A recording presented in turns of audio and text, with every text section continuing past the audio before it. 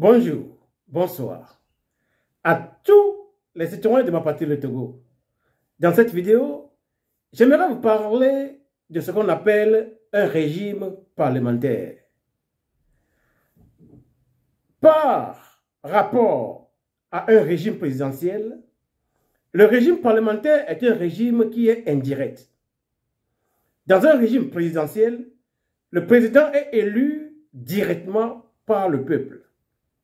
Dans un régime parlementaire, les députés sont élus par le peuple et le parti qui a la majorité des députés au Parlement, c'est ce parti qui choisit le chancelier quand il s'agit de l'Allemagne. Au Togo, on prévoit nommer cette personne qui va diriger le pays le président du conseil d'administration. Donc, en Allemagne, ce président du conseil d'administration s'appellerait chancelier, c'est-à-dire le chef du gouvernement. Maintenant, dans un régime parlementaire, il y a des institutions dont j'aimerais parler. Il y a 3 institutions qui travaillent ensemble et il y a une 4e institution qui est au-dessus de ces 3 dernières. Il y a le gouvernement qui est composé par le chancelier et les ministres. Il y a le Parlement. Le Parlement, c'est le Parlement qui choisit le chancelier, c'est-à-dire le président du conseil d'administration. Le rôle du Parlement, c'est de faire des lois. Le Parlement vote des lois et il choisit le chancelier ou bien le président du conseil d'administration. En dehors de cela, il y a le président. Le président de la République, il a une fonction notariale d'État. Il n'a pas de pouvoir. Sa fonction est une fonction notariale d'État. Donc, vous avez le gouvernement qui est composé du chancelier et des ministres qui dirigent. La fonction du gouvernement, c'est de diriger le pays. La fonction du Parlement, c'est de voter des lois et c'est de choisir le chancelier, dans le cas du Togo, le président du conseil d'administration. Maintenant, le président de la République, il n'a pas de droit de veto, il n'a pas de pouvoir. Sa fonction, c'est une fonction notariale d'État. Maintenant, au-dessus de ces 3 institutions dont je viens de parler, se trouve la Cour constitutionnelle. La Cour constitutionnelle, son rôle est de juger de la constitutionnalité des lois qui sont votées par le Parlement. Il y a des cas où le Parlement vote une loi, il y a une opposition qui est dans le Parlement qui est contre la loi qui est votée. L'opposition dit que la loi n'est pas constitutionnelle. La majorité au Parlement dit que la loi est constitutionnelle. Dans ce cas, l'opposition interpelle la Cour constitutionnelle. La Cour constitutionnelle joue maintenant un rôle d'arbitrage, un rôle comment on dit, en cas de litige, il a tendance, entre les tendances politiques au Parlement, la Cour constitutionnelle joue un rôle de médiateur entre les partis d'opposition et les partis qui est au pouvoir. Mais le rôle principal de la Cour constitutionnelle dans un régime parlementaire, c'est de juger de la constitutionnalité des lois qui sont votées par le Parlement. Maintenant, comment on dit, un régime parlementaire en soi n'est pas une mauvaise chose. Mais dans le cas du Togo, le régime parlementaire consacre la monarchisation de notre pays. C'est-à-dire qu'il y a des gens qui se trompent. Ne vous y trompez pas. Quand vous avez affaire avec une personne, il faut chercher à connaître un peu le caractère de cette personne. Au Togo, on n'a jamais gouverné le pays pour le bonheur du peuple, mais c'est pour la longévité au pouvoir d'un seul individu, fût-il le père ou le fils actuellement. Vous avez vu des professeurs d'université, professeurs de droit constitutionnel, qui sont à la télévision pour jouer un rôle qui est bizarre. un rôle qui est piteux. C'est ce que l'on voit souvent dans les autocraties. Les gens qui sont censés être intelligents, ils jouent un rôle qui est bizarre. Quand vous parlez de cette manière à la télévision, qu'est-ce que vous pouvez encore apprendre à vos étudiants? Regardez le livre de sciences politiques que j'utilise. Ce livre est écrit par Heidrun Abromait et Michael Stoiber. Le titre, c'est les démocraties en comparaison. Je lis la page 132-133. Les démocraties en comparaison. Voilà le titre du livre. Demokratien im Vergleich. Ce livre est écrit par Heidrun Abromait et Michael Stoiber. Comme je viens de vous le dire, j'ai lu la page 132-134. En tant qu'expert en sciences politiques, quand je parle, je dois être en mesure de vous donner la source du livre, la source de ce que je dis. Donc, je récapitule. Dans un système parlementaire, il y a 3 institutions qui travaillent ensemble. En effet, ces 2 institutions qui travaillent ensemble, il y a une 3e institution qui travaille à côté des 2. Et au-dessus de ces 3 institutions, vous avez la Cour constitutionnelle. Les 3 institutions, ou bien les 2 institutions qui travaillent ensemble sont le gouvernement. Il est composé par le chancelier et les ministres. Sa fonction est de diriger le pays. La 2e institution, c'est le Parlement. Le Parlement, il est élu par le peuple. Le peuple élit le chancelier qui forme un gouvernement. Le rôle du Parlement, le premier rôle du Parlement, c'est de faire des lois. Le 2e rôle, c'est d'élire le chancelier. La 3e institution qui travaille à côté des 2 institutions dont je viens de parler, c'est la présidence. Le président de la République. Le président de la République n'a aucun droit de veto. Il n'a pas de pouvoir. Il a une fonction notariale d'État. Au-dessus du gouvernement, du Parlement et de la présidence se trouve la Cour constitutionnelle. Le rôle de la Cour constitutionnelle en Allemagne, c'est de juger de la constitutionnalité des lois qui sont votées par le Parlement. Premier rôle.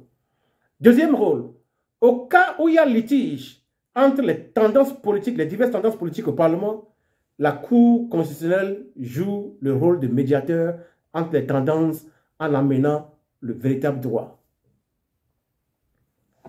Au Togo, si nous rapportons cela au Togo, qu'est-ce que cela veut dire?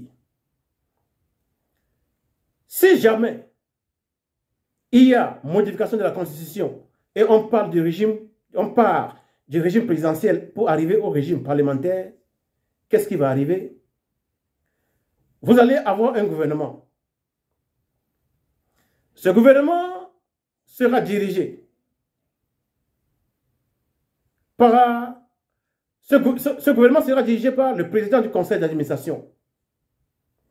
Le président du conseil d'administration, il est choisi par le Parlement en fonction du parti qui a le plus de députés au Parlement. Le président du conseil d'administration ou bien le chancelier est choisi. Ce chancelier ou bien le président du conseil d'administration, il va former un gouvernement. Maintenant, il y aura un président dont la fonction est notariale d'État. C'est-à-dire le président de la République. Il n'a plus aucun pouvoir. Celui qui aura le pouvoir, c'est le président du conseil d'administration. Mais je vous dis, au Togo, si nous connaissons ceux qui dirigent notre pays, on doit se faire des soucis. Parce que le problème du Togo, ce n'est pas le type de régime. Ce n'est ni le régime parlementaire, ni le régime présidentiel qui est le souci du Togo. Le souci du Togo, c'est qu'il y a des gens qui s'imposent à notre peuple contre la volonté de notre peuple parce qu'ils n'ont jamais été élus. Et ils n'ont jamais travaillé pour le bonheur du peuple. Au lieu de servir le peuple togolais, ils se servent de notre peuple. Voilà pourquoi, après plus de 60 ans après les indépendances, les infrastructures de base au Togo ne sont pas là. Regardez tous les pays qui entourent le Togo. On ne met plus des gens en prison à cause de leurs opinions politiques. Ferdinand Haïté a dû fuir le Togo. Jean-Paul Moulou, citoyen togolais résident en Suisse, de passage en Afrique, il est en prison depuis plus de 2 années. Personne n'est libre au Togo si ce n'est un seul individu. Après presque 20 ans de pouvoir, il veut changer le régime politique au Togo afin de devenir un roi. Il veut devenir un roi. Normalement, dans un système parlementaire, c'est le président du conseil d'administration, c'est-à-dire en Allemagne, on parlera de chancelier, c'est lui qui a le pouvoir. Le président de la République n'a qu'une fonction notariale d'État. Mais ce qui va vous arriver au Togo est que l'actuel occupant de la présidence va occuper un de ces 2 postes et tous les pouvoirs seront concentrés dans ses mains. Parce qu'il ne faut pas oublier, nous ne sommes pas en démocratie pour parler de démocratie parlementaire. Au Togo, nous sommes dans une autocratie. Selon le professeur de sciences politiques Manfred Schmitz, l'autocratie est caractérisée par 3 facteurs. Facteur numéro 1, la participation politique est réprimée. Vous avez vu, on a voulu changer la constitution. Le peuple a cherché à marcher. On a déversé des policiers, des gendarmes, des militaires dans les rues pour faire couler leur sang. Avant le début de la campagne des élections législatives, un seul parti avait le droit de faire des réunions, des meetings, ainsi de suite. Les réunions des autres partis politiques de l'opposition, même dans les maisons, elles sont strictement interdites par ce régime. Donc la participation politique, elle est réprimée. C'est le premier facteur de l'autocratie. Deuxième facteur, c'est que le choix du leadership du pays est fait de manière antidémocratique. On a fait une élection présidentielle en 2020. Le véritable vainqueur, c'est Feu Agboyeme Sankwadjo. Celui qui dirige le Togo, vous le connaissez. Ce ne sont pas les gens les plus compétents qui sont à la tête du pays, mais c'est une véritable kakistocratie. La kakistocratie, c'est le gouvernement des médiocres. Sinon, au 21e siècle, il est impossible qu'il n'y ait pas assez d'électricité au Togo. J'ai écrit un livre qui est sorti en 2011. Dans mon livre, je l'ai dit, s'il existe au moins un domaine dans lequel l'Afrique doit diriger le monde entier, c'est le domaine des énergies vertes. Parce que quand vous prenez le Togo, mon pays, presque 365 jours dans l'année, il y a le soleil. Il y a assez de vent. On peut produire l'énergie solaire et l'énergie éolienne. Nous avions, quand j'ai quitté le Togo, il y avait 5 régions. À l'entame de chaque région, on peut réserver 2 hectares de terrain pour implanter des panneaux solaires, pour recueillir les rayons solaires et produire l'électricité pour chaque région. Si j'avais la chance, je vais chez l'entreprise allemande qui s'appelle Siemens. Je négocie avec eux. Dans 1 heure de temps, les négociations vont finir. Je vais maintenant aller chez une banque allemande qui s'appelle KfW. Je vais leur demander, voici le coût de mon projet. Je vous demande de le financer. Et après, nous allons vous rembourser. le deal est conclu. Dans l'espace de quelques années, il n'y aura plus jamais de manque d'électricité au Togo. Mais ceux qui sont compétents, ils sont contraints à l'exil, ils sont envoyés dans le tombeau, ou bien ils sont emprisonnés. Je vous rappelle que Jean-Paul Omolu est un ingénieur qui peut construire des ponts, des routes au Togo. Le régime a préféré le mettre en prison. Docteur Makati Lepe, je sais ce qu'il faut, le sacrifice qu'il faut faire pour devenir un docteur. Je vous assure, c'est dur. Docteur Atilepe, il a été fusillé. Tavio Amore, le même sort. David Bruce, le même sort. Il a disparu, on ne l'a plus jamais vu. Le professeur Atouté Agbobli, torturé, jeté en mer. La liste, elle ne finit pas. Elle est infinissable. Ou bien, je ne sais pas ce qu'on dit encore en français. Ça can end. Donc, premier facteur d'une autocratie, la participation politique est réprimée. Deuxième facteur, le choix du leadership, il est fait de manière antidémocratique. Le troisième facteur d'une autocratie, c'est que le pouvoir de l'exécutif, c'est-à-dire du président, ce pouvoir est constitutionnellement très peu limité. En français facile, c'est que tout le pouvoir est concentré dans les mains du président de la République. Donc, on va passer à un régime parlementaire. Soit le président du conseil de l'administration, soit le président de la République aura tout le pouvoir. Celui qui est à la tête du pays, il va occuper une de ces deux fonctions.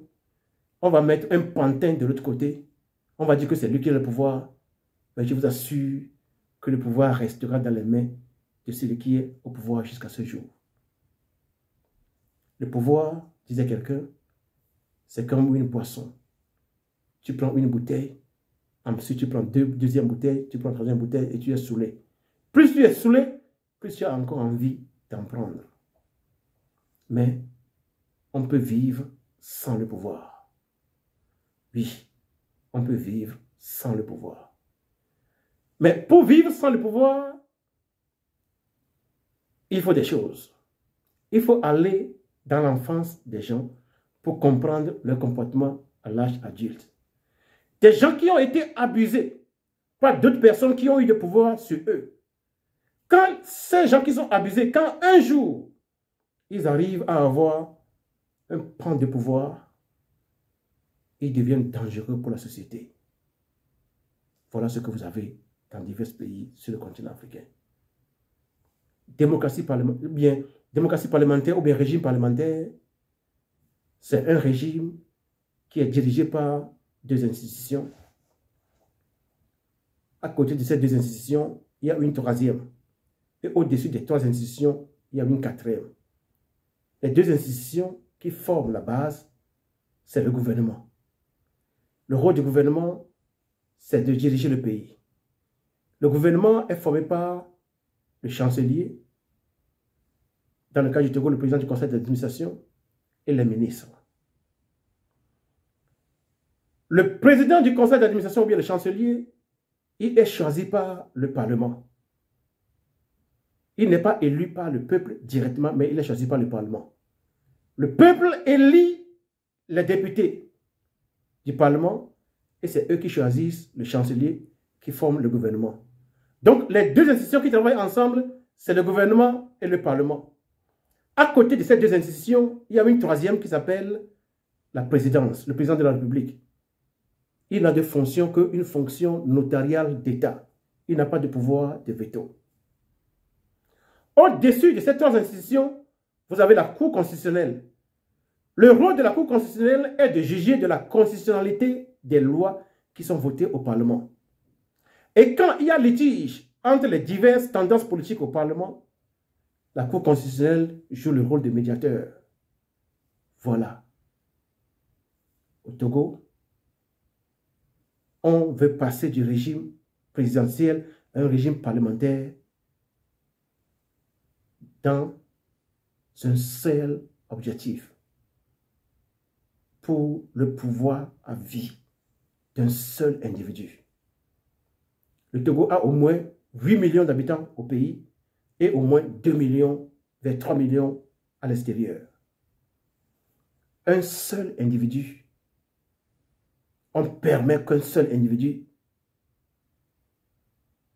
se joue de tout un peuple, de plus de 9 millions d'habitants. Quelle lâcheté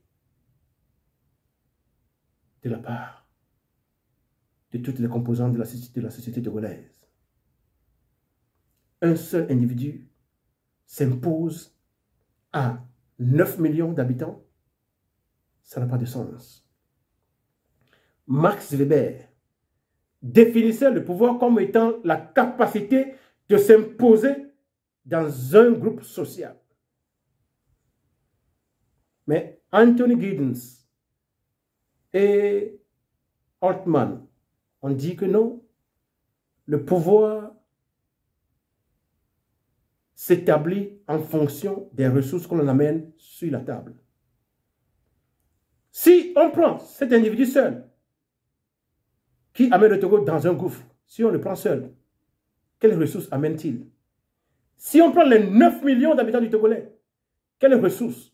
Maintenant, faisons la balance entre les ressources d'un seul individu et les ressources de 9 millions d'habitants. Il n'y a pas match. Donc, le pouvoir devait se trouver du côté des 9 millions d'habitants togolais et non d'un seul individu. Si le Togo était un pays de vrais hommes. Mais je dirais à mes concitoyens, ne désespérez pas. Notre pays sera libre. Libre pour tous ses fils et filles. Le Togo sera libre pour les policiers, les gendarmes, les militaires, les civils. Le Togo sera libre pour les Mina, les Adja, les Wati, les Kotekoli, les Kabyé, les Anna, les Losso, ainsi de suite. Un Togo libre et prospère. Il est possible et il est du devoir de chacun de nous. Regardez les pays qui sont autour du Togo. Quand un seul individu a essayé de franchir ce pas, il y a des corps du pays qui ont dit « niet ». Ils ont libéré leur pays. Regardez comment les pays sont en train de prospérer. Le Togo est un pays essentiellement agricole. Et pourtant, nous importons la nourriture. What a shame. Quelle honte. Quelle honte que le Togo aille au Burkina Faso pour emprunter, pour importer la tomate et l'oignon. Au Burkina Faso. Vous voyez la pluviométrie au Togo et comparer cette pluviométrie à celle du Burkina Faso, il n'y a pas match. Et pourtant, c'est nous qui allons importer de la nourriture. On ne peut pas diriger un pays comme ça. On ne peut pas continuer de se foutre de toute une population pendant plus de 50 années. Mais pour que ça change, chacun doit prendre ses responsabilités. Affirmer que je reste derrière vous, ce temps est passé. J'ai voulu dans cette vidéo parler d'un régime parlementaire. J'espère que vous m'avez compris. Je vous remercie.